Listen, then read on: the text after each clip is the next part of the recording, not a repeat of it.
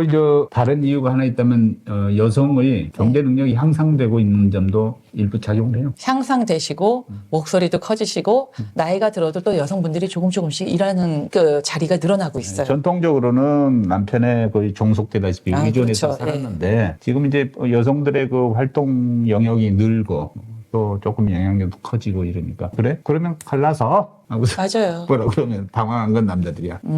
여자들의 목소리가 커졌어요. 맞아요. 그리고 이제 또 이제 오래 사니까 문화적으로나 어떤 프레스티지나 조금 더 내가 원하는 모습으로 살고 싶은 욕구가 강해졌어요. 그렇죠. 네. 그런 것들 소중하게 생각하는 사회 분위기가 좀 형성이 됐거든요. 이제 부부관계에서 자아 실현을 중시하는 경향 그렇죠. 이게 강했는데 지금 보니까 내가 피폐해 있어. 내가 그냥 참고만 살고 있어. 이런 생각이 드는 순간 이거보다는 그냥 헤어져 사는 게 낫지 않을까 이런 생각이 자꾸 드는 거예요. 전보다는 좀 많이 다른 현상이에요. 그렇죠. 그리고 이제 그 시기로 보면 자녀 독립 이후 그렇죠. 네. 애 내보내놓고 알아서 이제 살고 나면 둘이서 이제 그런 생각들을 하게 되니까 새롭게 이제 야, 내 삶을 좀 재정립해야 되겠다 하고 이제 달려드는 거죠. 나도 나답게 살아야 되겠다 이러는 게 되는 거죠. 아빠로서 엄마로서 살다가. 근데 이제 별거를 하는 이제 케이스를 뭐 제 주변에는 많지 않지만 어쩌다 있어서 이렇게 들여다보면 별거 후 재결합하는 사람도 있는가 하면 별거 후 이혼으로 당연히 간다고 이혼으로 간다고 이제 그 길을 밟고 있는 경우도 보이더라고요. 늙어서 뭐 하는 짓이야 하는 생각이 좀 들긴 하는데 그래도 앞에서 말했듯이 이제 두 사람 간의 관계잖아요. 그리고 이제 지금보다 나은 상태가 될 거야라고 믿어서 그러는 거겠죠? 그렇죠. 그렇긴 한데. 뭐 내 생각이지만 결과는 훨씬 못해질 가능성이 맞아요. 높아. 맞아요. 그 가능성이 훨씬 높아요. 네. 네. 뭐 높아. 근데 그걸 그렇게 힘들게 그쪽으로 가려고 하느냐 하는 데는 하여튼 그쪽하고 생각이 다를 수 있으니까 우리는 뭐 거기서는 반대입니다. 저 어려우면 약간 그 조론이라는 그 경로를 통했다가 다시 재결합으로 가서 조론이라는 게 반드시 따로 뭐 시골 살건 서울 살건 이런 거 아니어도 한 집안에서도 조론은 될 것 같아요. 왜냐면 너랑 나랑 이제는 간섭하지 말자. 간섭하지 말고 조론이라는 거로 우리 합의를 한번 보자. 그러면은 그야말로 어떻게 보면은 룸메이트 정도, 하우스메이트 정도? 그러네. 그걸로 하고 너는 너대로의 삶을 살아. 난 나대로의 삶을 살고. 그렇다고 집에 뭐 누군가를 데리러 오거나 그런 것만 아니고 서로 상관하지 말고 뭐 여행 가려면 가고 뭐 나한테 통보 안 하고 뭐 이런 식으로 되면은 그런 어떻게 보면 형태도 생각해 볼 수 있죠. 예, 그런 것도 있을 수 있을 것 같아요. 그리고 이제 조론과 별거 어떤 선택이 나올까요? 조론이 적합한 경우 예. 어떤 경우는 조론을 생각하는 게 나을까요? 관계가 극단적인 갈등 상태가 아니지만 일정한 거리가 좀 필요할 때 약간 말을 할 때마다 자꾸 부딪히고 이러면 야, 조론 상태를 좀 유지해 볼까? 그렇죠, 그렇죠. 그런 때 조론이 한 집안 조론도 필요할 것 같고, 아니면 서로 너무 취미나 서로 일이나 막 너무 달라. 그래서 이해를 못할 정도면 나한테 이제 상관하지 말고 서로 좀 존중해주자. 이렇게 할 때 또 조론이 필요할 것 같고요. 또 이제 별거를 선택하는 거는 별거를 선택할 경우는 우리가 이제 한 집안에 있을 때 진짜 싸움이 너무 잦거나 이게 막 쟤만 보면 뭐 화가 나거나 이런 경우 있잖아요. 그럴 경우는 같이 살기가 좀 힘들지 않을까요? 아니면 과거에 너무 큰 잘못을 저질렀는데 잊지를 못해. 둘 중에 하나가 둘 다 잘못했는데 서로 너무 나중에는 그 생각만 하고 공격을 하다 보면은 이거는 같은 공간에 있는 게 괴롭죠. 예. 그러니까 어쨌거나 예. 60대 이후 은퇴 이후의 삶은 삶의 종결이 아니라 새로운 삶의 시작이라는 거 아니에요? 그럼요. 지금, 맞아요. 그게 일반적으로 이제 온 국민이 벌써 몸으로 이제 다 체감하고 있어요. 요즘 분들은 60 정도 되시면은 예전에 중년 정도밖에 안 보이세요. 한 40대 후반 정도. 그래서 이게 진짜 노인으로서의 내가 이제 조금 건강만 좀 유지하면 살아야지 이러던 옛날 시절과는 틀려요. 그래서 많은 생각이 필요하실 것 같아요. 만약에 그 이후에 배우자랑 행복하게 잘 사실 그 생각이 정말 크죠, 원래는. 그러려면은 두 분이서 잘 합의하시고, 우리 이제 이렇게 노력하면서 새롭게 우리 둘만의 인생을 좀 꾸려가 보자. 요렇게 타협을 하시든지 이런 과정이 좀 필요하실 것 같아요. 이제 이런 부부 관계에 있어서 약간이라도 이런 게 있다. 그래서 내가 갈등을 겪고 있다라고 한다면 내놓고 얘기를 해야 치료법이 나오지. 네. 속으로만 끙끙 앓고 그냥 어느 날 튀어버릴 생각 가출이지 무단 가출.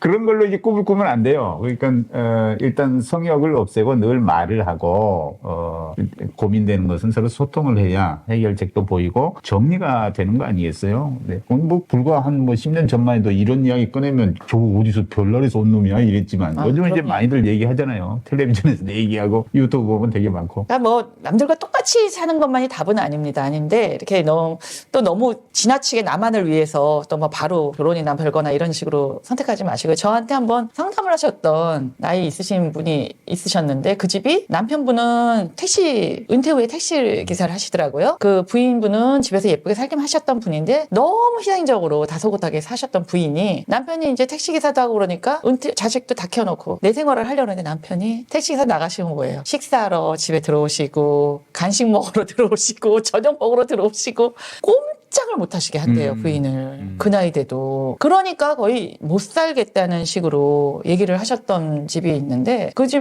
뭐, 부인은 그야말로 이거 뭐, 오히려 이렇게 개인적이니까 의처증인 것 같다. 애들이 독립하고 나니까. 막 이렇게 얘기하실 정도로 그런 분이 있는데, 그렇게 생활하시면은 사실은 안 됩니다, 원래는. 그쵸? 누구나 마찬가지지만, 그렇게까지 부인이 이제 와서도 계속 남편 밥 때문에 집에서 꼼짝을 못 한다는 거는, 그거는 그렇게 생활하시면 절대 안 될 것 같아요. 그러니까 서로의 생활을 이제는 너 취미 생활도 하고 친구도 만나고 이렇게 행복하게 조금 해주실 생각도 하고 부인분은 남편이 은퇴 후에도 택시기사까지 하셔서 생활비를 마련하시고 경제적인 그래도 안정을 주시려는 거에 대한 고마움을 또 표현을 해주시고 이래야 될 것 같은데 그게 안 될 때 이제 문제가 이렇게 오는데 보통은 이제 대부분은 60 이후에는 사실은 각자의 삶을 존중해주는 경우가 요즘은 많죠. 너무 서로를 구속하는 것보다는. 그렇죠. 그렇죠.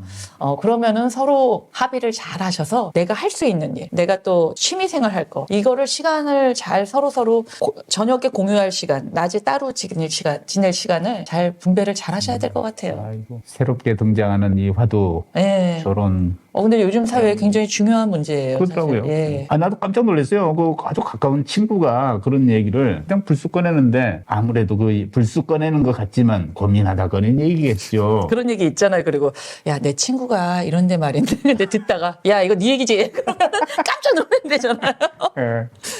너무 디테일해. 네 얘기지. 그러면 깜짝 놀란대요, 다들. 예. 그래서 성역을 깨고 마음속에 고민이 있으면 주변에 얘기도 하고 또 당사자고 부부끼리도 얘기를 솔직하게 나누고 그래야 또 돌파구가 생기지 않냐 나 그 생각이 듭니다. 그렇죠. 예. 원장님 댁처럼 이렇게 너무 좋은 친구이자 좋은 동반자이자 너무 좋으신 늘 웃고 사시는 이런 집안에서도 고향 가서 살까 얘기 나오면 그래 자기 고향 가서 살아 나도 내 고향 가서 아니 그랬어요. 진짜 이런 얘기가 나오는 판인데. 예. 그랬더니 각자 고향에 살대.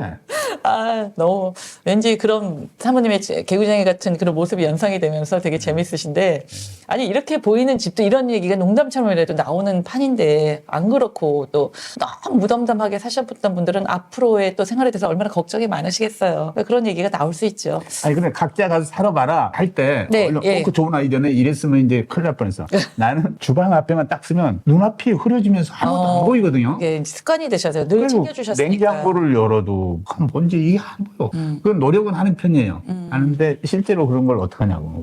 그러다가 이제 거기서 뭐 굶어 죽었다는 뉴스가 나올지도 모른다 생각이 됐어요. 사모님이 되게 재밌으신 얘기 하신 적 있잖아요. 귤을 밖에서 내가 사가지고 급해가지고 집에 가서 냉장고에 넣어 했더니 원장님이 냉동실에다 넣어버리셨대요. 그게 그거 같더라고. 어찌나 아무것도 모르는데 냉동실에 넣어가지고 그 다음날 아무리 해동을 해도 그 맛이 안 나와서 사모님이 맛있는 거 사다 놨는데 그걸 다 버릴 판이라고 막 그러셨던 얘기가 너무 그 군생활 하시고 워낙 그 고위층에 있으시다 보니까 사모님이 너무 내조를 잘 하시고 이러던 게 몸에 너무 오래 배셔서 그래서 이게 습관화가 안 되셔서 아마 정말 부엌 쪽을 맡기시면 아마 정말 하얘지실 것 같아요. 요즘 맨날 구박을 받아요. 네. 나 죽으면 어떡하려고 그래. 그런 얘기 나오실 것 같아요. 안 되지. 사망 금지. 절대 안 되죠. 누가 사모님만큼 해드리겠어요. 그렇죠? 그런 거 생각해보면은 각자의 배우자가 상당히 소중한 존재예요. 맞아요. 나를 위해 우리 가정을 위해서 사실은 많은 희생을 했던 사람이기에 가능하면은 서로의 생활을 존중해 주시면서 좀 행복한 이제 인생 2막을 여셨으면 좋겠고요. 그게 안 될 경우에는 뭐 합의하셔서 결혼 생활을 해보시다가 다시 합치시든지 이런 것도 어떻게 보면 삶의 활력이 될 수도 있을 것 같아요. 예. 인생에서. 골드 시니어가 되는 길, 우리의 사소한 일상을 얘기합니다. 앞으로도 많이 시청해 주시고 구독 꼭 좀 눌러주세요. 좋은 얘기 많이 전해드릴게요. 좋아요는 네, 눌러주세요. 힘을 많이 얻고. 예. 네, 시청해서 그러겠습니다. 고맙습니다. 감사합니다.